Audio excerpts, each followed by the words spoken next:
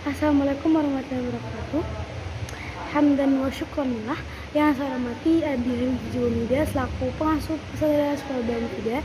Yang saya hormati pula Bapak Pengurus Manya khususnya Mbak Rifki sebagai Ketua Pendiri Sanfida, dan juga untuk Bapak Pengurus Manya dan orang tua dan juga keluarga, semoga diberi kelancaran, semoga selalu diberi perlindungan dan selalu dilancarkan kebersamaan.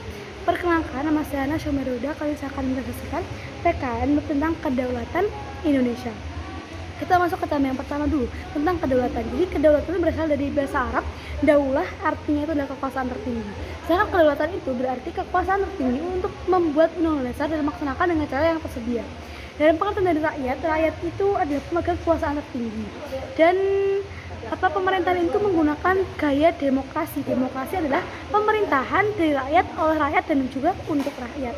Demokrasi dibagi menjadi dua. Yang pertama demokrasi langsung dan juga demokrasi perwakilan. Demokrasi langsung itu berciri rakyat itu mengambil bagiannya itu secara pribadi. Sedangkan demokrasi perwakilan, rakyat itu memilih warga lain sebagai wakil dirinya sendiri. Itu demokrasi perwakilan. Lanjut ke cabang yang kedua tentang teori-teori. Jadi teori kedaulatan.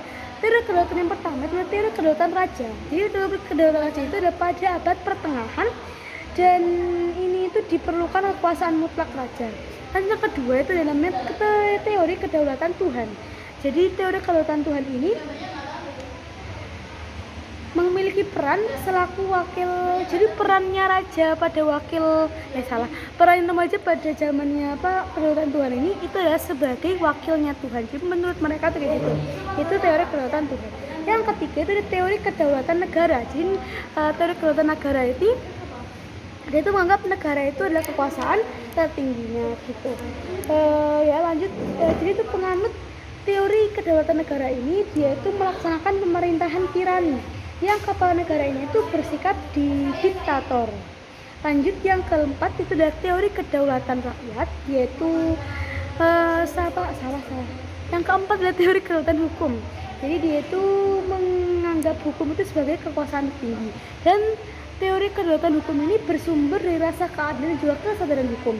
Yang kelima dan terakhir itu adalah teori kedaulatan rakyat. Jadi teori kedaulatan rakyat itu adalah menganggap rakyat itu sebagai kekuasaan tertinggi gitu, pemegang kekuasaan tertinggi. Itu yang digunakan sampai sekarang. Lanjut yang ketiga yaitu tentang sifatnya. Jadi sifat kedaulatan yang pertama adalah asli. Asli itu di situ adalah kekuasaan tidak berasal dari kekuasaan lain yang lebih tinggi. Yang kedua adalah sifatnya adalah permanen, yaitu adalah tidak diubah. Yang ketiga itu adalah sifatnya tunggal, yaitu merupakan satu-satunya dan juga tidak dibagi kepada badan-badan lain. Yang keempat dan terakhir adalah tidak terbatas. Jadi sifat yang terakhir tidak terbatas yaitu adalah kekuasaan itu tidak dibatasi. Jadi tidak terbatas, kita terserah. Oke, sekian penjelasan. Terima kasih. Assalamualaikum warahmatullahi wabarakatuh.